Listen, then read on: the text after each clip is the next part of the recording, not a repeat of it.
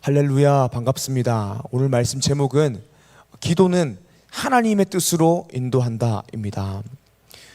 제가 예전에 청소년부 사역을 할 때에 한 아이가 자신의 동생 때문에 가슴 아파하는 것을 보았습니다. 이야기를 들어보니까 자기보다 2살 어린 여동생이 있는데 그 여동생이 가출했다라는 것입니다. 제가 이 이야기를 한 4, 5년 전에 들었거든요. 지금도 이 아이는 저랑 계속 교제하고 있어서 최근에 소식을 물어볼 기회가 있었습니다. 그런데 그 아이의 동생이 이제 20살이 되었는데도 여전히 집에 돌아오지 않고 집을 나가 있다라는 이야기를 들었습니다. 가출 청소년 중에 부모님이 비정상이거나 가정 상태가 말이 아니어서 가출한 청소년들도 있지만 그렇지 않은 청소년들도 있습니다. 집이 정상인데 부모님도 정상인데 가출한 아이들도 있습니다. 가출 청소년들은 늘 위험에 처하게 됩니다. 청소년 쉼터와 같은 곳들이 있지만 만약에 청소년 쉼터에 입소하게 되면 원칙적으로 72시간 내에 부모님께 연락드려야 됩니다. 그래서 입소하지 않는 아이들도 있습니다. 이런 아이들은요, 길거리를 방황합니다. 그리고 하루 먹을 것과 잘 곳을 구하기 위해서 여러 곳에 도움을 구합니다.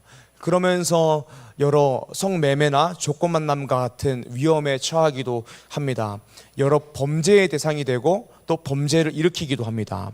의식주의 문제를 해결하기 위해서이죠. 이 문제를 어떻게 하면 해결할 수 있을까요? 방금 말씀드렸다시피 가출 청소년 중에서 비정상적인 집도 있지만 평범한 가정도 많습니다. 저의 제자의 동생 같은 경우도 그런 경우였습니다. 이런 아이의 경우 이 문제를 해결하기 위해서 그냥 부모님의 도움을 구하면 끝나는 일입니다. 하지만 많은 아이들이 부모님의 도움을 구하지 않습니다. 왜 이 아이들이 부모님의 도움을 구하지 않을까요? 그 이유는 부모님의 도움은 필요하지만 부모님의 간섭은 죽을 만큼 싫기 때문입니다. 그래서 부모님의 도움을 구하지 않는 것입니다. 저는 솔직한 마음으로 이런 아이들이 이해가 되는 부분들이 굉장히 많습니다. 왜냐하면 우리의 육신의 부모님은 완전하지 않기 때문입니다. 그리고 겉보기에 평범해 보여도 자신의 아이가 자신의 소유물인 줄 알고 자기 마음대로 다루는 부모님들도 많기 때문입니다. 교회 안에도 많이 있습니다. 육신의 부모님은요, 완전하지 않습니다. 그런데 사랑하는 여러분, 우리의 참 부모이신 하나님 아버지는요, 완전하십니다. 그러므로 우리는 언젠가 육신의 부모님으로부터는 독립해야 하지만 우리의 참 부모이신 하나님 아버지께로부터는 영원히 절대 의존적인 존재가 되어야 합니다. 그래서 성경에서 말하는 죄가 무엇이냐면 하나님께로부터 독립하려는 것이 죄라고 말합니다. 하나님 절대 의존적으로 창조된 존재가 하나님께로부터 독립하려고 하는 것이 죄입니다. 예레미야서 2장을 보게 되면요, 이스라엘 백성, 남유다 백성들이 저지른 죄악에 대해서 나오는데요, 2가지로 이야기합니다. 예레미야 2장 13절인데요, 제가 읽겠습니다. 내 백성이 2가지 악을 행하였나니 곧 그들이 생수의 근원되는 나를 버린 것과 스스로 웅덩이를 판 것인데 그것은 그물을 가두지 못할 터진 웅덩이들이니라. 아멘. 2가지 악에 대해서 이렇게 이야기합니다. 생수의 근원되는 나를 버렸고, 이것이 무엇입니까? 하나님께로부터 독립하려고 했다. 2번째, 스스로 웅덩이를 팠다. 이게 무엇이냐면 내 맘대로 살려고 했다라는 것입니다. 이 의미가 무엇이냐면 우리가 인생을 살아가면서 하나님께로부터 받을 수 있는 축복은 받고 싶지만 하나님의 간섭을 받기 싫은 것입니다. 간섭받기 원하지 않는다라는 뜻이 무엇이냐면 복받고 싶지만 하나님 뜻대로 살 생각은 전혀 없다라는 것입니다. 하나님을 하나님으로 인정하지 않고 내가 하나님이 되어 내 맘대로 살아가는 것, 이것이 이스라엘과 유다가 저지른 죄악입니다. 내 백성이 2가지 악을 행하였나니 생수의 근원되는 나를 버린 것과 스스로 웅덩이를 판 것인데 그것은 그물을 가두지 못할 터진 웅덩이들이니라. 이 2가지 죄악을 통하여서 이스라엘과 유다는 망하게 되었습니다. 북이스라엘은 BC 722년에 아수르에 의해서 망하게 되고요, 남유다는 BC 586년에 바벨론에 의해서 망하게 됩니다. 오늘 예레미야 선지자가 선포하고 있는 메시지가 이것입니다. 너희가 하나님을 버렸기 때문에 너희는 망하게 될 것이다. 너희는 징계당할 것이다. 심판당할 것이다. 너희가 행업하였기 때문이다. 그러나 하나님께서 너희를 사랑하시기에 구원하실 것이다, 회복하실 것이다 입니다. 이 예레미야 선지자의 메시지를 보면서 우리에게 오는 질문은 이것입니다. 하나님께서 어차피 우리를 구원하실 것인데 왜 하나님은 우리를 망하게 하시는가? 하나님께서 어차피 우리를 용서하실 것인데 왜 굳이 징계하시는가? 처음부터 징계하시지 않으면 안 되는가? 처음부터 망하게 하시지 않으면 안 되는가? 라는 질문입니다.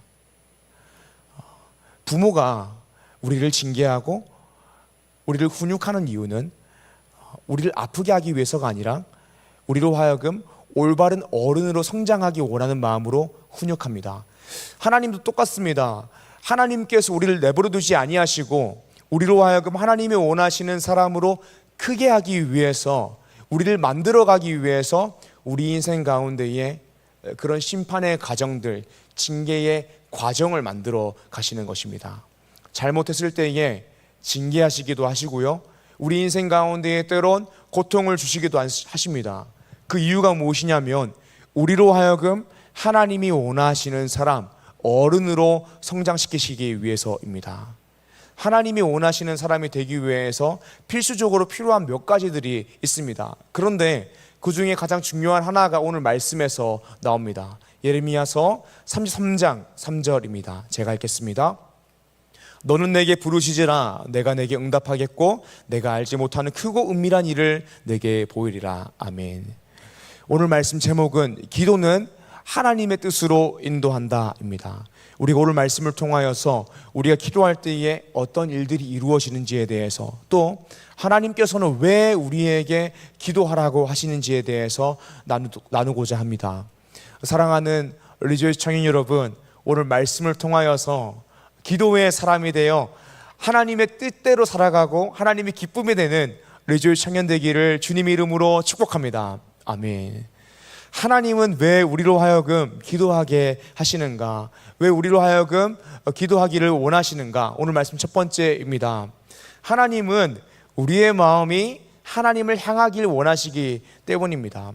하나님이 우리로 하여금 기도하기 원하시는 이유는 우리의 마음이 하나님을 향하길 원하시기 때문입니다. 이 내용을 나누기 위해서 조금 길긴 하지만요, 본문을 보면서 넓은 이야기를 나누어야 합니다. 예레미야는 하나님께서 심판하신다라는 메시지를 전함과 동시에 구원하실 것이다, 회복하신다라는 메시지를 전합니다. 예레미야서 29장 10절에서 11절인데요, 제가 읽겠습니다.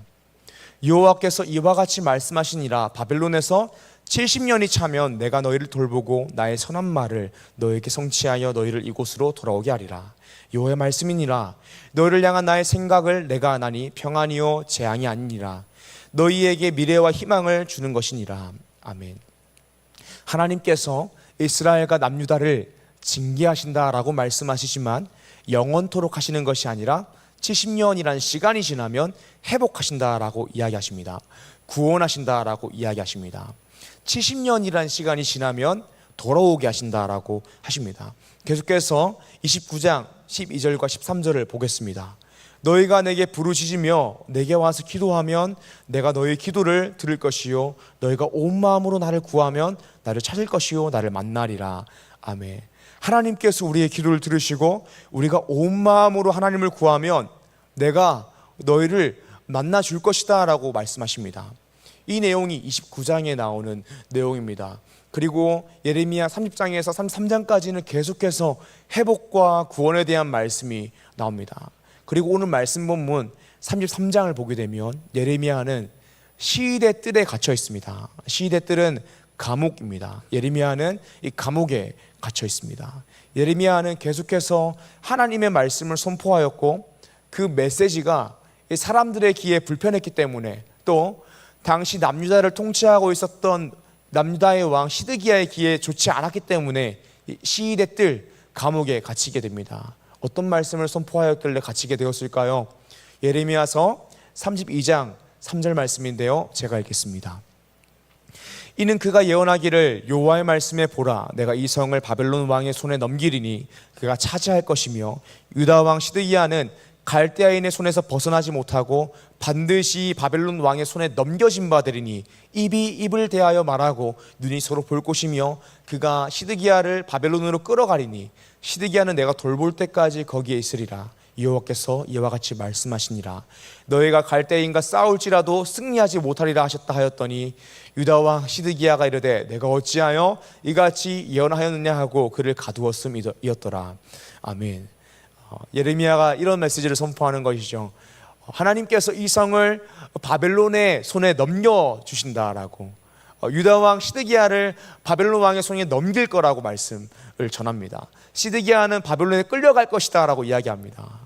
실제로 시드기야는 눈이 뽑혀서 바벨론으로 끌려가죠. 그런데 이 메시지를 듣는 시드기야의 기분이 얼마나 나빴을까요? 그래서 예레미야는 시위대 뜰에 갇히게 됩니다. 정말 시위대 뜰에 갇힐 만한 메시지를 전했기 때문이죠. 사랑하는 여러분, 하나님의 말씀대로 사는 게 이런 것입니다.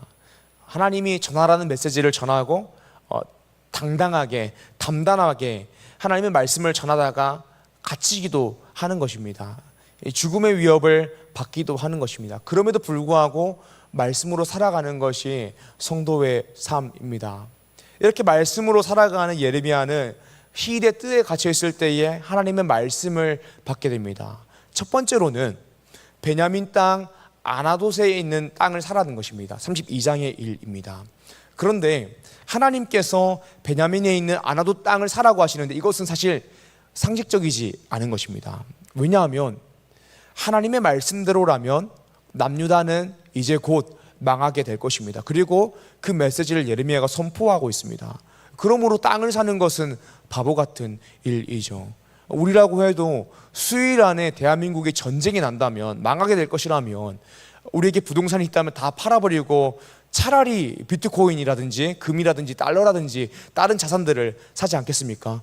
그런데 하나님께서 남유다가 망할 것인데 너는 지금 베냐민에 있는 아나돗 땅을 은 17세겔을 주고 사라고 말씀하십니다. 그리고 매매 증서를 봉인하라고 말씀하십니다. 이게 상식적으로 이해가 되지 않는 일입니다.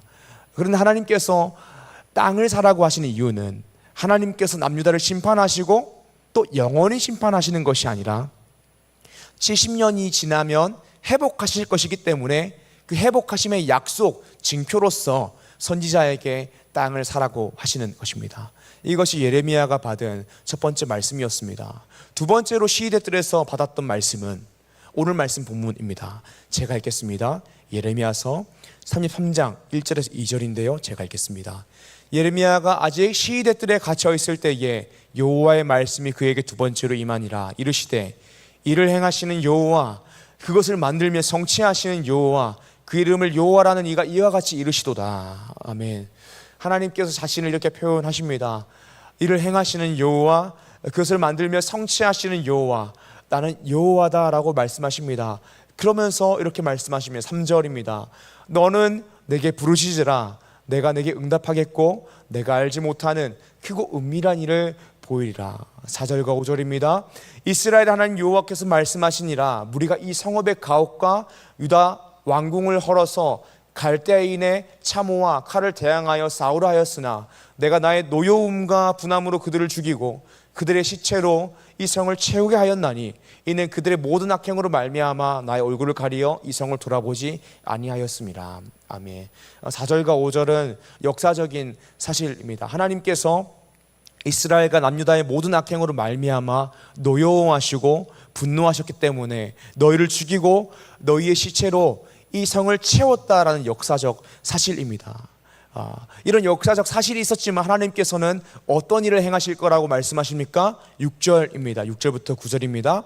그러나 보라, 내가 이 성읍을 치료하며 고쳐 낫게 하고 평안과 진실이 풍성함을 그들에게 나타낼 것이며 내가 유다의 포로와 이스라엘의 포로를 돌아오게 하여 그들을 처음과 같이 세울 것이며 내가 그들을 내게 범한 그 모든 죄악에서 정하게 하여 그들이 내게 범하며 행한 모든 죄악을 사할 것이시라. 이 성읍이 세계 열방 앞에서 나의 기쁜 이름이 될 것이며 찬송과 영광이 될 것이요 그들은 내가 이 백성에게 베푼 모든 복을 들을 것이요 내가 이 성읍에 베푼 모든 복과 모든 평안으로 말미암아 두려워하며 떨리라. 아멘. 말씀을 잘 보게 되면 분명 심판과 멸망에 대한 메시지가 선포됨과 동시에 구원과 회복에 대한 메시지가 선포되고 있습니다. 그렇다면 우리가 질문하는 게 되는 것은 이것입니다. 하나님께서 우리를 어차피 회복시킬 것인데 왜 징계하시는가? 어차피 우리를 돌아오게 하실 것인데 왜 굳이 바벨론으로 가게 하시는가? 하나님이 이스라엘과 남유다가 범죄했을 때에 바로 그 범죄한 사실을 깨닫고 돌아오게 하시면 되는데, 그 마음을 바로 바꾸시면 되는데 왜 이렇게 포로 70년이라는 시간을 지나게 하시는가에 대한 문제입니다. 그 이유가 무엇일까요? 그 이유는 하나님은 그 과정을 통하여서 우리의 인생 가운데 간섭하시고 우리를 가장 선한 길로 인도하시며 우리를 성장시키시기 때문입니다. 태어날 때부터 철이 들고 어른인 사람은 없습니다. 어린아이들 중에서 어른처럼 행동하는 아이들이 있습니다. 그 아이들이 어른처럼 행동하는 것은 그 행동을 외운 것이지 어른이 되었다거나 철이 든 것이 아닙니다. 자라고 철이 들고 어린이 된다는 것은 몸이 크는 것이 아니라 마음이 크는 것입니다. 마음이 변하게 되는 것입니다. 그러므로 누구든지 자라기 위해서는 과정, 이 시간이 필요한 것입니다. 자라는 과정이 필요하고 깨닫는 과정이 필요한 것입니다. 하나님께서 우리의 마음을 변화시키기 위해서 우리로 하여금 이 자라는 과정, 깨닫는 과정을 주시기 위해 심판도 하시고 징계도 하시는 것입니다. 하나님께서 우리에게 기도를 요구하시는 것도 똑같습니다. 오늘 말씀 3절을 보게 되면요, 너는 내게 부르짖으라 라고 하시는데요, 제가 읽어보겠습니다. 너는 내게 부르짖으라. 내가 내게 응답하겠고 내가 알지 못하는 크고 은밀한 일을 내게 보이리라. 아멘. 하나님께서 우리에게 부르짖으라고 하십니다. 하나님을 찾으라고 하십니다. 그러면 내가 만나겠다라고 말씀하십니다. 우리가 알지 못하는 크고 은밀한 일을 우리에게 보여주시겠다라고 하십니다. 이 기도라는 것이 무엇입니까? 이 기도라는 것은요, 사실 하나님을 인정하는 것을 전제로 하는 것입니다. 신앙을 전제로 하는 것입니다. 심지어 하나님 앞에 나아가서 하나님 왜 우리로 하여금 망하게 하십니까? 하는 불평하는 기도조차도요, 신앙을 전제로 한 것입니다. 하나님을 하나님으로 인정해야지 가능한 것입니다. 불신앙의 상태에서 기도를 할 수 없습니다. 불신앙의 상태에서 단지 주문 같은 기도들은 가능할 수 있지만 진정으로 마음을 다해 드리는 기도는 할 수 없습니다. 불신앙의 상태에서는 불평조차 기도할 수 없다라는 것입니다. 기도는 신앙을 전제로 한 것입니다. 물론 불신앙일 때에 이 마음이 없는 주문과도 같은 기도, 외형적 행위 같은 기도는 할 수 있죠. 근데 그거는 사실 마치 108배 같은 것입니다. 마음이 없는 것입니다. 그냥 하는 것입니다. 기도는 신앙이 전제되는 것입니다. 그래서 하나님은 남유다로 하여금 심판하시고 깨닫게 하셔서 또 70년의 시간을 보내게 하셔서 자라게 하시는 것입니다. 그 마음이 변하게 하시는 것입니다. 하나님께서 우리에게 기도를 요구하시는 까닭도 그것입니다. 기도는 신앙을 전제로 하기 때문에. 예레미야서 29장 12절에서 13절 말씀입니다. 너희가 내게 부르짖으며 내게 와서 기도하면 내가 너희들의 기도를 들을 것이요 너희가 온 마음으로 나를 구하면 나를 찾을 것이요 나를 만나리라. 아멘. 예레미야서 29장에서 기도를 이야기하면서 온 마음을 이야기합니다. 마음이 수반되지 않으면 기도가 아니라는 것입니다. 그래서 기도는요, 신앙을 전제로 하는 것입니다. 불신앙이라며 불평하는 기도조차 할 수 없습니다. 주문 같은 기도, 중언부언한 기도, 그런 기도는 가능할지도 모르겠습니다. 그런데 그런 기도는 기도가 아닐 뿐더러 하나님 앞에서 아무런 의미를 가질 수 없는 것입니다. 하나님께서 우리에게 기도를 요구하시는 까닭이 무엇입니까? 그 이유는 하나님이 진정으로 원하시는 것이 우리의 마음이 하나님을 향하는 것, 그렇게 자라는 것, 그렇게 성장하는 것을 원하시기 때문입니다. 오늘 말씀 첫 번째입니다. 하나님은 우리로 하여금 왜 기도하기를 원하시는가? 하나님은 우리의 마음이 하나님을 향하길 원하시기 때문에 우리에게 기도를 요구하신다라는 것입니다. 그렇다면 오늘 말씀 두 번째입니다.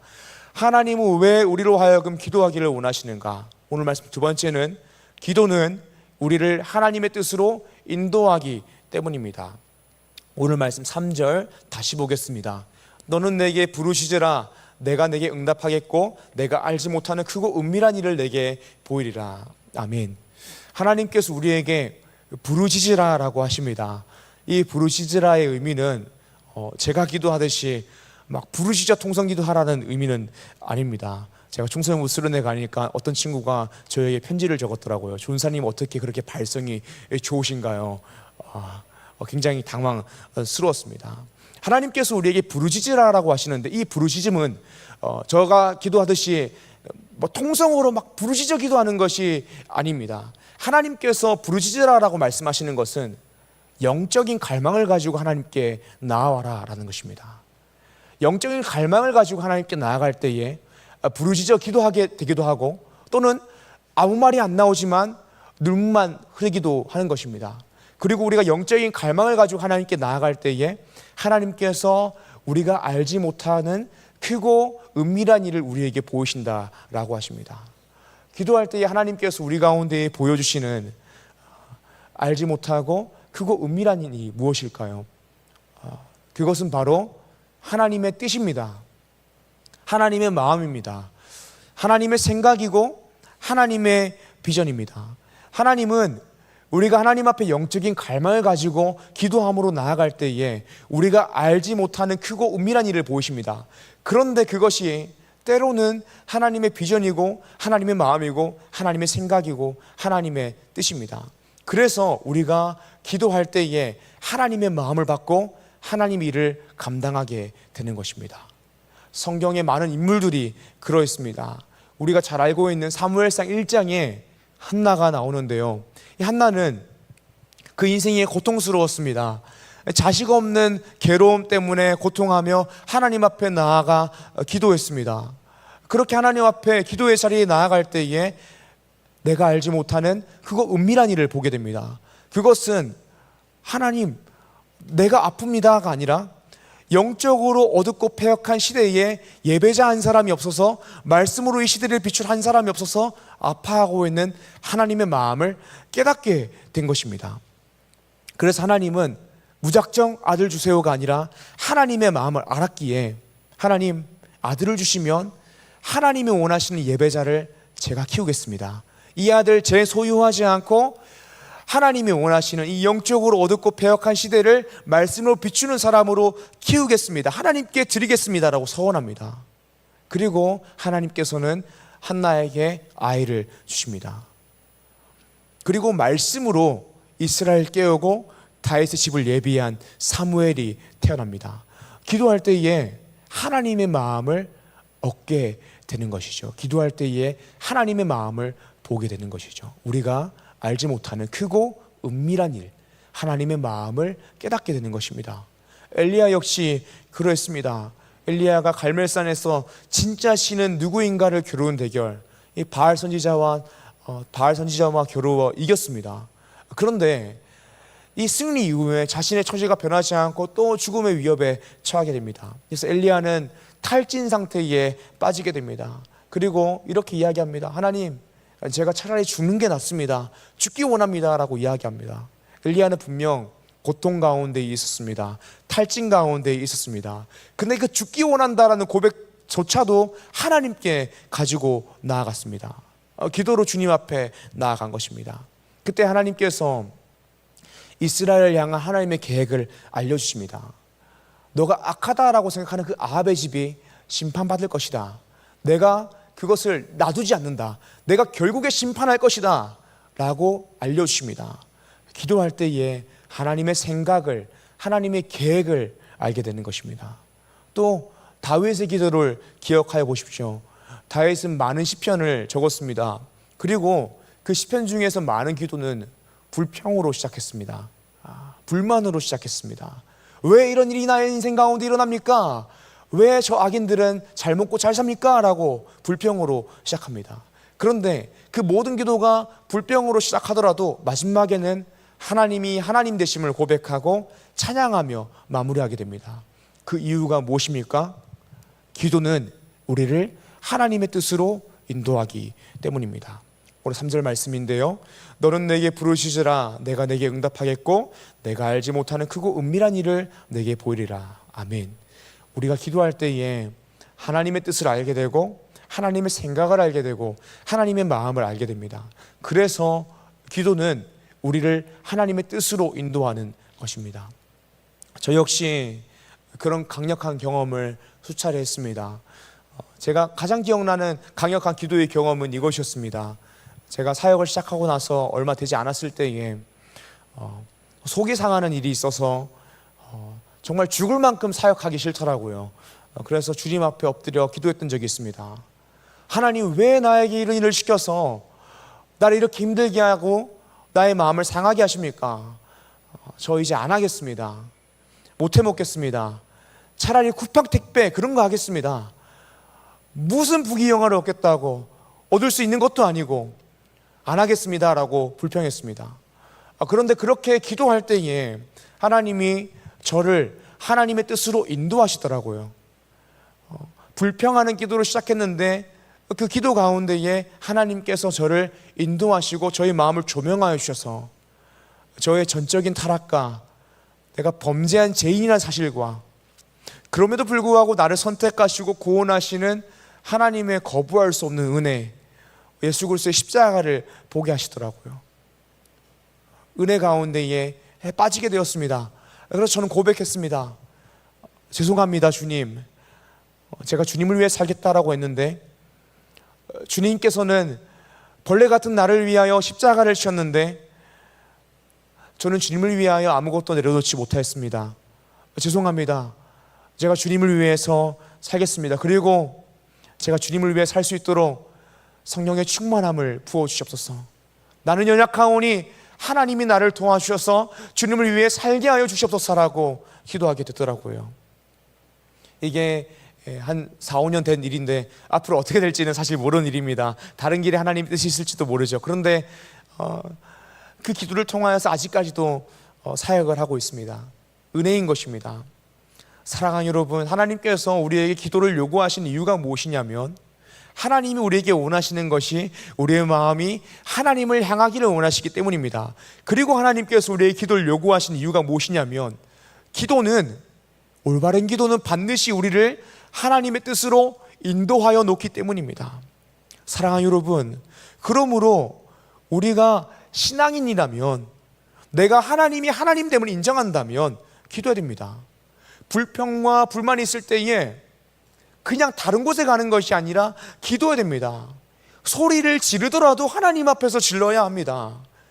우리 삶 가운데 어떤 문제가 있는지 모르겠습니다. 그래도 주님 앞에 나아가야 됩니다. 문제가 있을 때 주님 앞에 나아가지 않으면 내 마음대로 결정할 수 있습니다. 문제가 해결되지 않아도 주님 앞에 나아갈 때에 기도는 우리를 하나님의 뜻으로 인도해 놓습니다. 하나님은 하나님이십니다. 여러분들 안에 신앙이 있다면, 여러분들의 하나님이 하나님이라면 누가 여러분들의 인생을 해결해 주겠습니까? 우리 인생의 문제를 누가 해결해 주겠습니까? 때로 나의 인생의 필요를 간절히 구하고 내 인생의 문제를 해결해 달라고 간절히 하나님께 구하는 것도, 나의 만족과 유익을 간절하게 구하는 것도 하나님을 인정하지 않으면 불가능한 것입니다. 우리가 하나님을 인정하기 때문에 그런 기도 역시 할 수 있는 것입니다. 그러므로 사랑하는 리조 청년 여러분, 기도하십시오. 기도함으로 하나님께 나아가는 것이 하나님으로 인정하는 것입니다. 그렇게 여러분들이 어떤 이유를 가지고 기도의 자리에 나아간다면 하나님은 여러분들이 어떤 이유로 나아왔든지 우리의 마음 만져주시고, 비록 나의 만족과 유익을 위하여 기도했더라도 우리로 하여금 하나님의 뜻으로 인도하실 것입니다. 나의 만족과 유익을 위하여 기도하였더라도 하나님의 뜻을 알게 해주시고 하나님의 마음을 알게 하심으로 이제는 먼저 그의 나라와 그의 의를 구하게 하십니다. 사랑하는 리조 청년 여러분, 그러므로 기도하는 즐거움을 누리십시오. 여러분들의 삶의 자리에 기도를 만드십시오. 여러분들 삶 가운데에 털어놓아야 될 것들이 많이 있음을 알고 있습니다. 그러면 허심탄회하게 주님 앞에 나아가십시오. 어려우면 어렵다고 말씀하십시오. 내 인생의 문제를 하나님이 해결해 주셔야 된다라고 말씀하십시오. 하나님 앞에 나아가십시오. 그러면 하나님은 기도를 통하여 우리를 자라게 하십니다. 크게 하십니다. 성장시키십니다. 기도하지 않았을 때에는 보이지 않는 것들을 기도할 때에 보이게 하십니다. 기도하지 않았을 때에는 하나님 우리의 삶을 공급하시고 책임지시고 인도하신다라는 사실을 전혀 알 수 없었지만 기도한 후로부터는 그 사실을 깨닫게 됩니다. 기도할 때에는 하나님의 선하심과 인자하심이 영원하시다는 사실을 깨닫지 못했지만 기도하면 깨닫게 됩니다. 그러면 마음이 변하게 되는 것입니다. 크는 것입니다. 철이 들고 자라게 되는 것입니다. 사랑하는 시청자 여러분, 하나님 앞에 때로는 허심탄회하게, 때로는 간절하게 기도함으로 하나님을 하나님으로 인정하고 또 기도하는 시간을 통하여 하나님께서 우리가 알지 못하는 그거 은밀한 일, 하나님의 뜻, 하나님의 마음, 하나님의 비전을 알게 되고 깨닫게 되어 주님이 기쁨이 되어 인생을 살아가는 리조 청년 한 사람 한 사람 되기를 주님 이름으로 축복합니다. 아멘. 이 시간 함께 찬양하고 기도하길 원합니다.